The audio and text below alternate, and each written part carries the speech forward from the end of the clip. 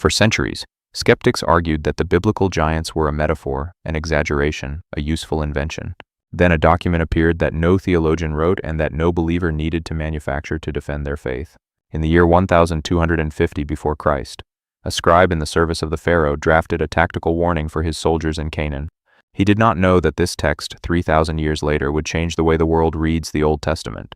If giants walked through Canaan, someone else would have had to see them and someone else saw them. The evidence does not come from religious texts, but from a military report written by Egyptian scribes in the year 1250 before Christ. That document was not written to glorify any god or to justify any particular territorial conquest. It was written to warn real soldiers about a real threat in a mountain pass in the region of Canaan.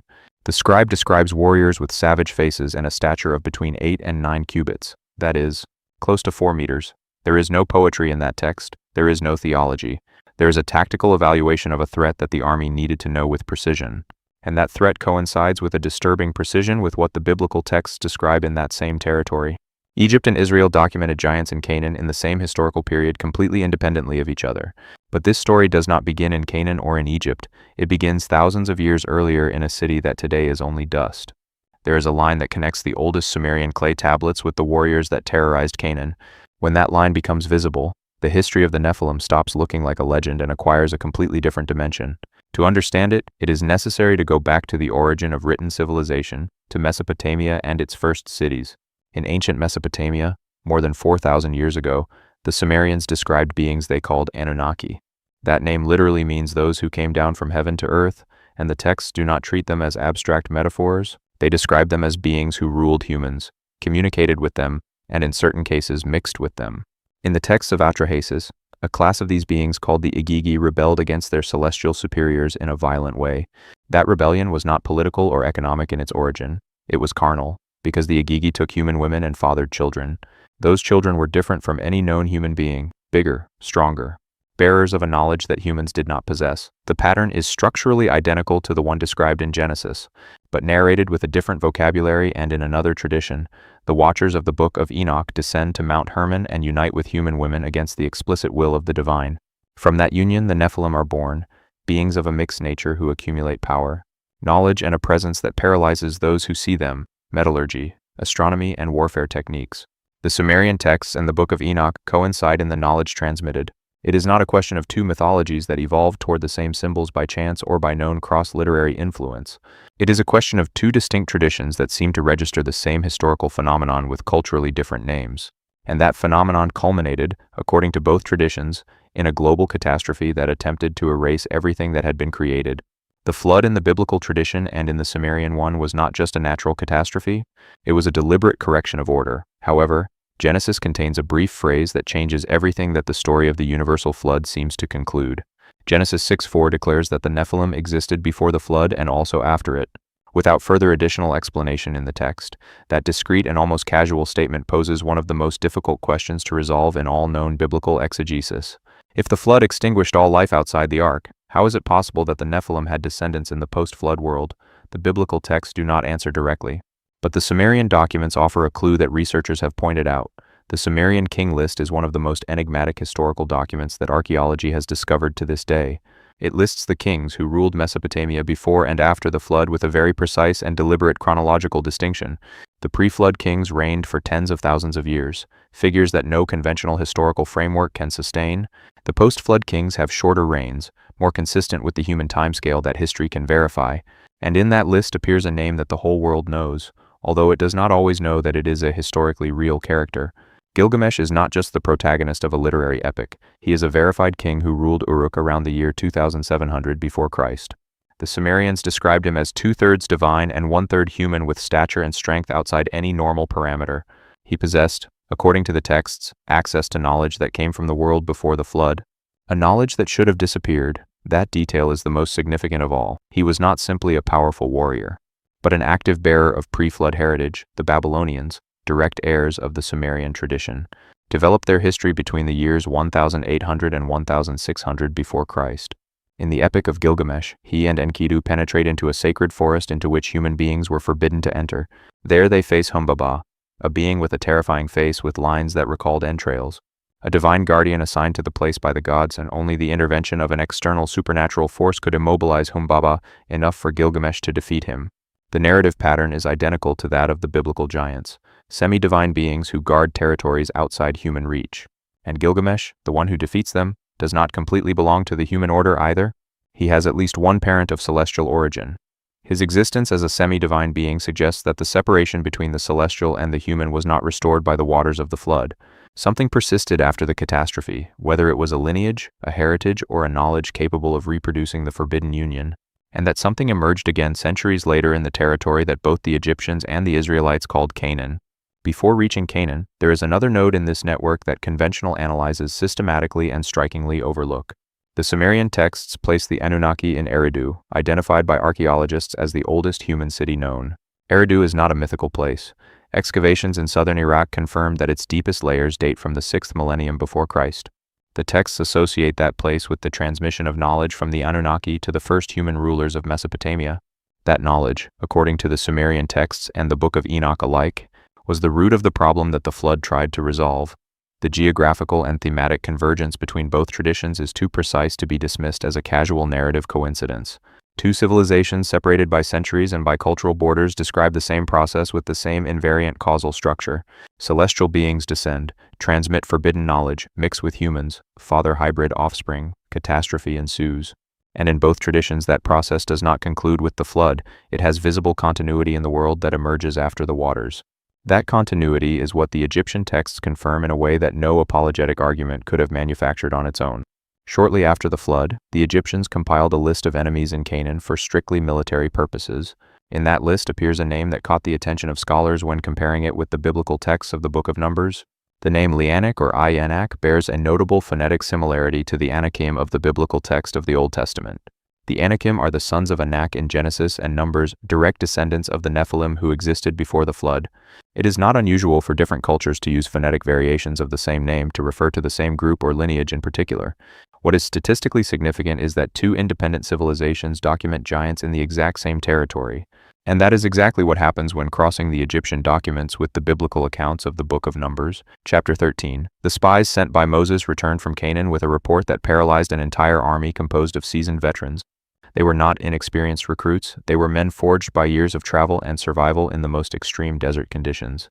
Their description of the Anakim was not a poetic elaboration or a strategy to avoid combat out of collective or calculated cowardice. They said they felt like grasshoppers in front of those beings, an image that conveys something deeper than a difference in stature.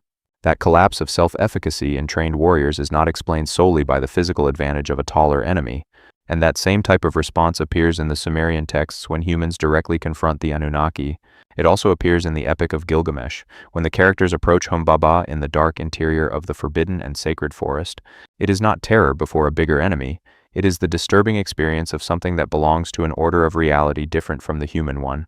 If the Nephilim and the Anakim were simply men of exceptional height, that consistent psychological response would not be coherent. But if they carried something more, a presence, a hybrid nature, an active heritage of the pre-flood, then the fear makes sense. The most frequent skeptical argument is that the Israelite spies lied to avoid combat against the inhabitants of Canaan. That argument has a structural weakness that independent historical documents take it upon themselves to point out with direct evidence. The Egyptian report of 1250 before Christ was not drafted to justify any Israelite retreat or any military defeat. It was produced by scribes in the service of the pharaoh to prepare Egyptian soldiers for a threat documented directly in the field. The Egyptian army was not an institution that allowed itself to inflate imaginary threats in its strategic intelligence analyses. The pharaoh's decisions depended on the precision of those reports, and deliberate imprecision had serious and immediate consequences. When that army documents warriors of exceptional stature in Canaan, the data deserves to be taken seriously by any researcher. Two independent sources, one religious and one secular, describe the same phenomenon in the same place during the same historical period. That is not definitive proof in a forensic sense, but it is evidence that cannot be ignored with basic intellectual honesty. And that evidence is notably reinforced when the geographical framework is expanded beyond Egypt and Israel toward the rest of the ancient world. The Greeks had the Titans, colossal beings born from the union between gods and humans in a primordial time before the present. The Hittites recorded in their chronicles the existence of superhuman warriors linked to deities that inhabited sacred mountains. The Babylonians developed the most extensive epic with Gilgamesh as a semi-divine protagonist at the very center of the cultural narrative. Cultures that did not share sacred texts or religious systems converged on the same type of story with the same internal structure. It is not cross-literary influence, it is parallel historical memory of a phenomenon that different civilizations witnessed separately. When cultures so different converge on the same elements, the hypothesis of collective invention loses all reasonable credibility. Hybrid offspring, forbidden knowledge, global catastrophe, subsequent return. The structural scheme is invariant everywhere. That invariant scheme through traditions as different as Sumeria, Egypt, Israel, Greece, Hittite, demands a fundamental explanation, the most coherent explanation, although not the most comfortable for any ideological position, is that all those traditions remember something real, not necessarily in the fantastic terms in which some versions narrate it, but in its most basic historical and structural core. There is an element in all these stories that no purely rationalist explanation has been able to resolve satisfactorily until today. The fear that these beings produced was not proportional to their physical advantage. Calculable over trained and properly armed warriors, in the ancient world, a man of 2 meters in individual combat was a significant psychological factor, but not an absolute factor. The armies of antiquity regularly faced larger, more numerous or better equipped enemies and defeated them frequently. However, before the Anakim, the Nephilim and equivalent figures in other cultures, the response was different in its own nature.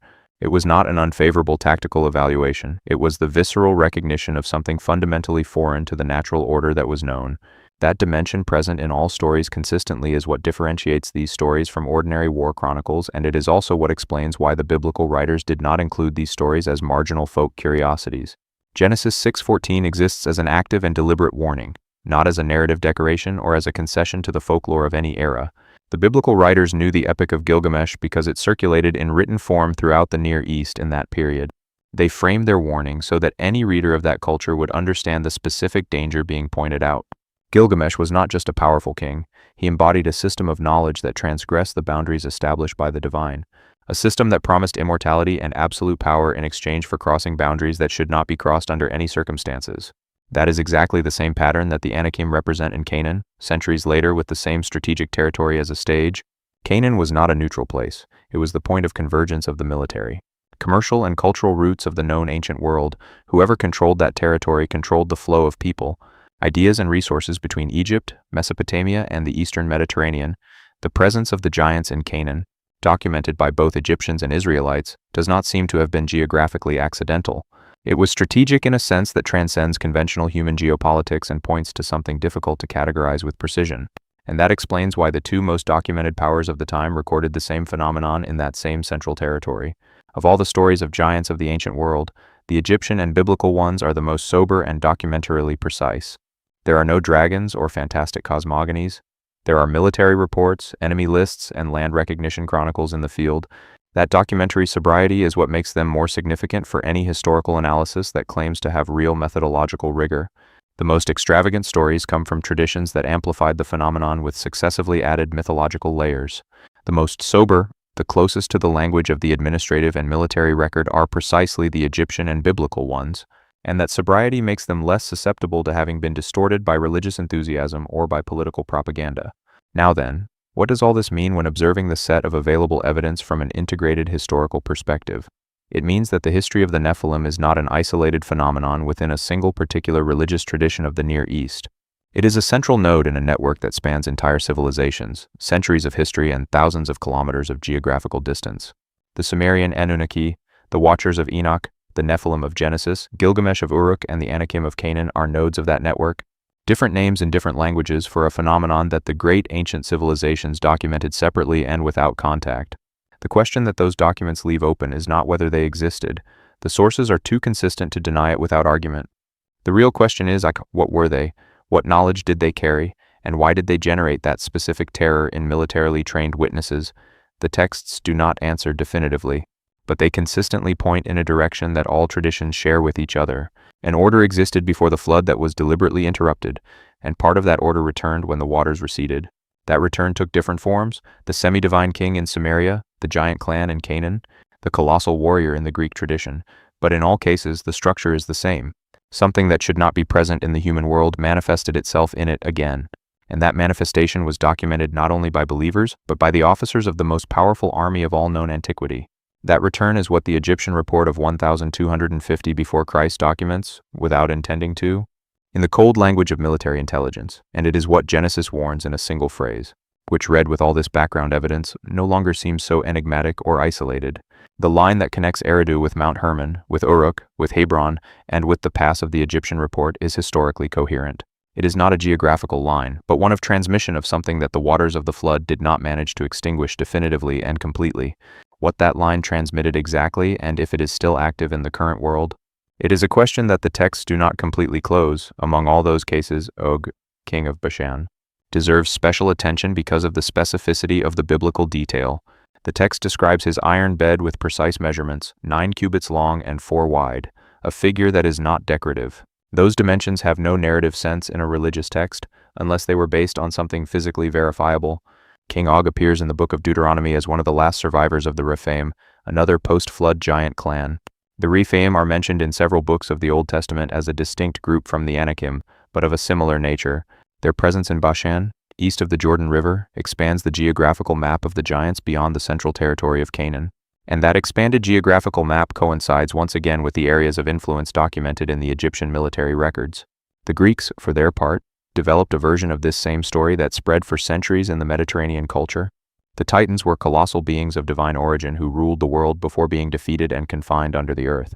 Their defeat by the Olympian gods replicates in Greek terms the same cosmic correction that the flood represents in the Bible. And the war between the gods and the Titans, the Titanomachy, preserves the memory of a conflict between different orders of reality. The same occurs with the Greek Nephilim of the Hellenistic period, the giants of the Gigantomachy who tried to storm Olympus. All these narratives from Sumeria to Greece share a common grammar, the transgression of a limit. The catastrophe and the vestige. The vestige is always the most disturbing. The proof that the transgression was not completely reversed by any catastrophe. The Anakim and Canaan are that vestige in the biblical texts independently confirmed by the military report of Egypt. Gilgamesh and Uruk is that vestige in the Sumerian texts, bearer of knowledge that the flood should have buried forever. And the consistency of that pattern through cultures so different is not an accident of human narrative or an effect of imagination. It is the documentary trace of something that occurred and that witnesses from different traditions registered without coordinating with each other at any time. What occurred exactly in all its dimension is something that the documents point out, but that no ancient text finishes revealing, and perhaps that deliberate opacity in the text is in itself the most eloquent warning that the ancient world has left available to us. Because the texts that warn with the most insistence are always the ones that say the least about that before which one must remain vigilant. If you want to keep exploring what the documents of the ancient world reveal about this period, subscribe so you do not miss what follows.